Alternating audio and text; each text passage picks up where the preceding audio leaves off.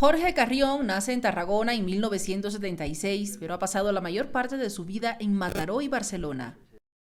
Es doctor en Humanidades por la Universidad Pompeu Fabra de Barcelona y codirector del Máster en Creación Literaria de la UPF-BSM junto con José María Micó. Casual que mi trilogía de novelas, Los muertos, los huérfanos y los turistas, y mi ensayo Tele-Shakespeare, y mi fascinación por las redes sociales y la serie de televisión coincidiera con una etapa previa a mi experiencia como padre. Ha vivido en Buenos Aires, Rosario y Chicago y publica regularmente en diversos medios, entre ellos la sección de opinión en español del New York Times y La Vanguardia. Es autor de las novelas Los muertos, los huérfanos, los turistas y los difuntos y de varios libros de no ficción, entre los que destacan Australia, un viaje, Tele-Shakespeare, Librerías, Barcelona, Libro de los pasajes, Contra Amazon y Lo viral. Fue comisario de las exposiciones Las variaciones Sebald del Centro de Cultura Contemporánea de Barcelona y todas las bibliotecas del mañana del Centro Cultural Koldo Mitxelena de San Sebastián. Hartos. Y hemos recuperado esa vieja ilusión que es que nos cuenten cuentos al oído. Cuando en los años 90 se empezó a hablar de la muerte de la novela o de la muerte de la pintura, en verdad se hablaba de la reencarnación, la metamorfosis de los grandes géneros narrativos y artísticos tradicionales. La pintura se reencarnó en la fotografía del móvil y en Instagram, y la novela se ha transformado en relatos seriales, sobre todo, que encontramos, por ejemplo, en los videojuegos, en las series de televisión o en los podcasts. Aquellos periodistas que consideran que hoy es necesario conocer la tradición, porque ningún periodista cultural va a innovar en su oficio ni va a indicar una nueva dirección sin saber dónde se encuentra parado y dónde ya se recorrieron estos caminos. Piensa además que la cultura no es solo lo que se cubre en medios de comunicación, sino que se debe entender que la cultura es en un ámbito que constantemente desafía las viejas estructuras o formas del periodismo, lo trasciende de tal manera que el periodismo responde a las épocas en que se desenvuelve, mientras que la cultura marca dichas épocas. Finalmente considera que el periodista no solo debe ser consciente de la relevancia de este fenómeno, sino que debe buscar formatos que escapen a las viejas estructuras y puedan interpretar esa interdisciplinariedad que marca la cultura actual. Conversación sonora, pero en cambio la reflexión filosófica, sociológica, cultural no es tan habitual. Conversamos con Jorge Carrión en nuestro espacio durante unos minutos. Muchísimas gracias, Jorge, por aceptar nuestra entrevista, por estar presente acá con nosotros hoy en nuestro espacio, este espacio dedicado completamente a hablar sobre periodismo cultural, sobre crítica cultural y, por supuesto, sobre aquellos referentes que van surgiendo en el mundo. Bienvenido y gracias nuevamente. Y gracias a vosotros. Jorge, lo primero que queremos consultarte tiene que ver con el trabajo que de alguna manera más te caracteriza, que por un lado va por la línea del periodismo cultural, pero por otro lado también por la línea literaria. Nos interesa mucho conocer tu opinión de forma muy conceptual en relación con lo que vienes trabajando. ¿Cómo podrías definir el periodismo cultural hoy? ¿Por dónde va? ¿Cuáles son aquellos retos, aquellos desafíos? ¿Y cuáles son aquellos elementos que los periodistas en algunos casos estamos olvidando y que impide que exista ese lazo directo con el lector? Bueno, es una pregunta muy compleja que no tiene fácil respuesta, ¿no? Yo diría que lo que yo hago con mis artículos del Washington Post o de La Vanguardia, con mis ensayos que a veces pues, se convierten en libro, ¿no? Como ha ocurrido contra Amazon y con Lo viral, es un periodismo cultural que no da nada por hecho, nada por sabido.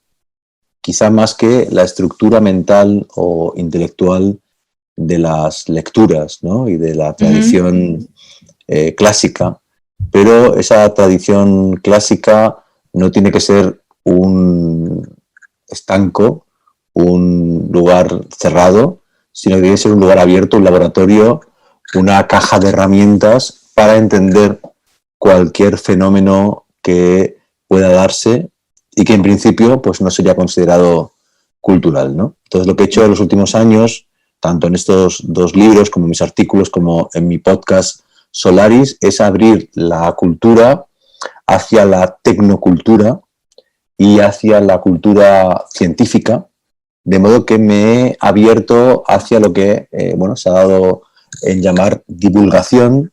La divulgación viene de decir en vulgar, de decir la lengua común, de no hablar en latín. Y cuando yo escribo sobre TikTok, o escribo sobre Twitter, o escribo sobre series de televisión, ¿no?, como hice ya hace muchos años en Teleshakespeare, lo que hago es hablar de esas nuevas tendencias, de esos fenómenos, recordando que, esto que suena es mi gato, Julio, recordando que siempre ha pasado así con la cultura, ¿no? Es decir, cuando Cervantes publica El Quijote, Cervantes pensaba que eso no era novela, porque no correspondía al canon de la época. Cuando Van Gogh muere, se dice que su pintura no es pintura.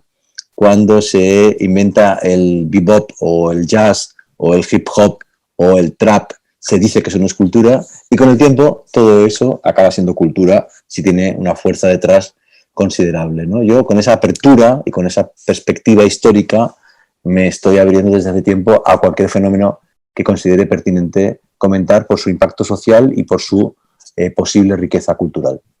A la hora de acercarte a estos fenómenos, ¿con qué ojos lo haces? Porque evidentemente, si bien los fenómenos son del siglo XXI, los ojos que nos han formado vienen del siglo XX con estructuras que están pactadas para otro tipo de fenómenos y que no contemplan la manera en la que se dan estos fenómenos ni el enlace directo que establecen con la gente. También implica un poco cambiar los ojos que miran ese fenómeno, y más aún si hablamos desde una perspectiva periodística, profesional o de ojos entendidos.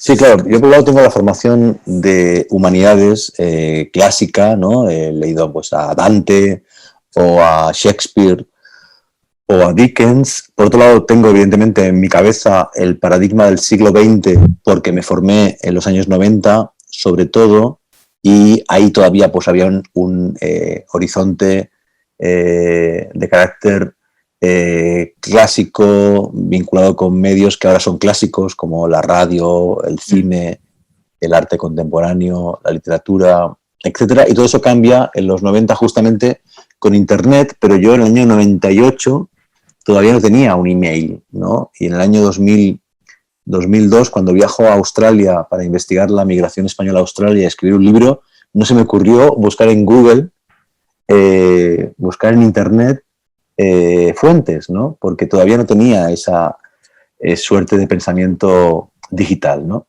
Entonces, claro, todo lo que he aprendido en los últimos 20 años lo aplico, pero no tiene la consistencia en mi cabeza que tiene todo lo anterior, como bien indicas. De hecho, yo no leo en libro electrónico, y si no leo en papel y no subrayo con lápiz, realmente no recuerdo bien lo que he leído, ¿no? Estoy como entre dos mundos, y mi periodismo intenta también estar entre dos mundos, ¿no? Por un lado, yo reivindico escribir bien. Yo nunca voy a publicar un tuit, si puedo, sin una falta de ortografía, pero con falta de ortografía, ¿no? Si es con falta de ortografía, lo elimino. Yo intento que mis artículos tengan consistencia gramatical, sintáctica, metafórica, estructural. Es decir, puedo analizar fenómenos digitales, puedo analizar la viralidad, puedo creer que el nuevo paradigma viral es tan importante como el viejo paradigma clásico, pero finalmente soy clásico, ¿no? Y yo creo que es una cuestión de apertura mental, ¿no? Si tú, por un lado, bueno, te interesas, ¿no? Ves series, lees hilos de Twitter, escuchas podcasts, sigues a influencers, si tú estás atento, abierto, dedicas tiempo a esas manifestaciones sin prejuicios, interesado genuinamente, tus herramientas clásicas te ayudan y te sirven, yo creo, para interpretar ese mundo, siempre y cuando leas sobre él y estés atento e interesado de un modo genuino en él, ¿no? Bueno, eso tiene que ver con lo que comentas. Yo entiendo que si no hago eso, primero, no conecto con lectores más jóvenes que yo, y segundo, no conecto con mis hijos, ¿no? O sea, es una cuestión también de no quedar fuera del mundo. Yo tengo alumnos jóvenes, tengo hijos, tengo amigos más jóvenes que yo, quiero tener lectores más jóvenes que yo, de modo que tengo que hacer el esfuerzo para encontrar vínculos comunes con todos esos seres humanos, ¿no? En medio de ese contexto, ¿cómo evalúa una persona que no puede vivir sin librerías, que le ha dedicado un libro básicamente a este espacio, que puede tener muchísimas lecturas y muchísimas capas de comprensión, aún hoy en este contexto en el que muchas han migrado al ámbito virtual, en el que muchos han migrado al delivery, por ejemplo, para sobrevivir, o que han desaparecido, o que siguen, digamos, quemando libros de alguna manera? ¿Cómo entender hoy el concepto de lectura? Me interesa mucho porque evidentemente la lectura que puedes obtener después de haber hecho este pasaje por todo el ámbito de lo viral y del influencer y de todos estos actos fragmentarios que lees constantemente en Twitter, no son las mismas con las que te acercas a un libro clásico, o específicamente nosotros como lectores a tus mismos libros, que tienen estructuras y formatos distintos. ¿Cómo entiendes hoy la lectura? Pues es una gran pregunta. Yo creo que mi obra, mis libros, mis artículos, mi podcast, Solaris, mis exposiciones, el máster en creación literaria que dirijo, en todo lo que hago hay, creo, dos como características. Una, intento buscar un equilibrio entre lo clásico y lo viral. Uh-huh. Y dos, intento buscar puentes internacionales, sobre todo entre España y América Latina, pero también entre mi ciudad, Barcelona, y cualquier otra ciudad poética, tradición de cualquier lugar del mundo, ¿no? Y eso hace que, de hecho, todos mis proyectos tengan forma de red. Repito, libros, exposiciones, el máster, el podcast, todo tiene forma de red, y yo creo que con eso ya sintonizo con mi época, porque mi época tiene una estructura básicamente de membrana, ¿no? de nodos, de interconexión, etc. Y bueno, librerías, aunque hablo de cuestiones muy clásicas, hay un capítulo de librerías sobre Amazon y sobre los libros electrónicos, y además, como digo, tiene forma de red. El libro, librerías, aunque su tema es muy antiguo, es la historia del libro y de la cultura, de las librerías y de las bibliotecas, su forma creo que es muy contemporánea. Y es lo que hay que intentar hacer, ¿no? Buscar modos de que en el fondo haya lo clásico y en la forma lo viral, o en la forma lo viral, en el fondo lo viral y en la forma lo clásico, ¿no? Crear también puentes, no solo entre orillas, no solo entre poéticas, no solo entre estéticas, también entre temas, ¿no? Por ejemplo, cuando para el New York Times reseñé la serie Euphoria, me pareció que mi perspectiva sobre Euphoria podría ser más o menos interesante, más o menos informada, pero sería mucho más interesante si la contrastaba con la opinión de sus espectadores potenciales, que son muy jóvenes. De modo que entrevisté a una chica de 15 años de Buenos Aires, a una chica de 17 años de México, a un chico de 20 o 22 años de Colombia, a una chica de 25 años de Estados Unidos, y con sus opiniones construí un contrapunto de mi crónica o de mi crítica de Euphoria, ¿no? Yo creo que hay que buscar esto, puentes, trabajar en forma de red y crear conexiones, links entre temas clásicos y temas virales. Hay una concepción bien cerrada del periodismo cultural que todavía sigue pensando que si incluyes todos estos referentes de lo posmoderno, de esta modernidad tan dura y tan constante que no para, digamos, como que tiendes a rebajar la calidad de lo que analizas. ¿Cuáles serían aquellos elementos que tú nos podrías, pues, de alguna manera, pues, soltar acá, que justifiquen que no sea así? Es decir, yo tengo la capacidad como periodista cultural, después de tener todos estos enlaces, de proponer una lectura crítica, una lectura evaluada y con propuesta de pensamiento real sobre la base de todos estos fenómenos, sea TikTok, sea el juego de calamar, o sea el último texto de un importante escritor, digamos. Sí, claro, ahí está tonta idea de que si en tus libros hablas de internet o hablas de fenómenos pop, va a quedar desactualizado rápidamente, ¿no? Cuando publiqué la novela Los Muertos hace 12 años y hablaba de Los Soprano, pues me decían, de aquí a 10 años nadie se acordará de Los Sopranos. Bueno, Los Sopranos son un clásico y todos recordamos perfectamente Los Soprano. Si tú lees El Quijote, hay un montón de platos de cocina, incluso de palabras, ¿no? En un lugar de la Mancha no significa un lugar, no significa un espacio, significa un pueblo. Lugar es un pequeño pueblo entre villa, aldea, que en la época se usaba la palabra y ahora ya no se usa, ¿no? Entonces es normal que cuando pasa el tiempo se pierdan referencias y lo que hay que hacer es vencer totalmente ese prejuicio y por otro lado recordar que, bueno, idealmente el buen periodismo, la buena crónica será leída de aquí a 100 años con vigencia, pero también hay muchos artículos y reseñas y crónicas y entrevistas que pierden la vigencia. Tú escribes para tu momento histórico, para tus lectores, para tu medio, para tu presente, y no hay que aspirar a que todo tenga una vigencia futura. Claro. La última consulta que quiero hacerte, Jorge, tiene que ver con la imagen de los museos. Me encantó muchísimo el trabajo que presentaste en relación con ella y cómo sufrió toda esa transformación después de haberse acercado a la novela y haber trabajado en un epílogo interesante para una exposición. La verdad es que todavía estamos acá pataleando en relación con cómo gestionar un museo que esté a la altura de su contexto, pero que al mismo tiempo evidentemente no pierda ese lazo con lo clásico. Y en tu obra está muy presente la parte tecno, que aún muchas personas la siguen usando como el espacio del compartir y ya está. Sin embargo, hay un mundo que explorar que todavía pues no logramos conocer del todo. ¿Cómo imaginas, cómo te acercas críticamente a la imagen de un museo con la experiencia que has tenido? Bueno, cuando escribí Membrana me imaginé el museo del siglo XXI, imaginado desde el siglo XXII, y yo diría que si tuviera que destacar una idea de ese museo del siglo XXII es la idea de la convergencia y de la hibridación de los saberes, ¿no? Es decir, en mi museo de Membrana la cultura, el arte, la tecnología y la ciencia están todos representados, porque todo es cultura, porque todo es humano, porque el humano no se entiende sin esa curiosidad y sin esa alianza con la tecnología. Yo diría que durante la pandemia pasó algo muy interesante y es que todos los museos del mundo se dieron cuenta de que sin la pantalla estaban perdidos, empezaron a proponer experiencias digitales, exposiciones digitales.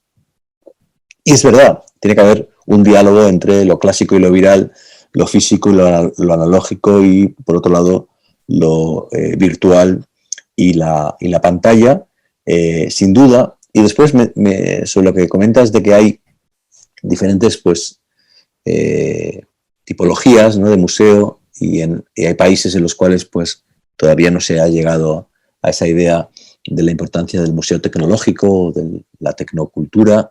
Es muy importante que haya museos clásicos, que haya espacios de patrimonio, que haya archivos, que haya hemerotecas, que haya bibliotecas de papel. De hecho, quién sabe si no llegará un gran apagón y tendremos que volver a leer los datos que estaban impresos porque no estarán disponibles en la nube, ¿no? Entonces, en ese contexto, yo creo que es muy importante eso, pero también es importante que cada ciudad tenga sus museos, sus centros culturales híbridos, de vanguardia, futuristas, tecnológicos, aunque sea para la minoría, porque esa minoría es la que construye futuro y se expande con el tiempo y se va convirtiendo en mayoría, al menos en una minoría significativa. Claro. Querido Jorge, muchísimas gracias. Lo último que quiero consultarte es sobre la experiencia de haber trabajado en tu espacio de formación con bolivianos también presentes allí. Cuéntanos cómo los interesados pueden también acceder al mismo. Pues la verdad es que mi experiencia con Bolivia no pasa tanto por los libros, porque mis libros no llegan fácilmente a Bolivia, si lo hacen pues es solo a Cochabamba y a La Paz, pero sí que pasa por mis viajes. Yo estuve viajando por Bolivia en un par de ocasiones, pasa por conversaciones con escritores que admiro como Edmundo Pacholdán o Liliana Colanzi o Rodrigo Asbun, y también pasa por personas de Bolivia que escuchan mi podcast Solaris, y eso me ha permitido llegar a Bolivia a través de lo digital o a través de Twitter también, claro, pero no tanto a través del papel. Y en concreto pues hay 3 alumnos del máster en creación literaria de la Universidad Pompeu Fabra de Barcelona que recuerdo con mucho cariño. Una alumna ya publicó sus libros, Fabiola Morales, y 2 alumnos están ahora mismo en el máster, Bernardo Paz, editor, y Mauricio Murillo, escritor y profesor.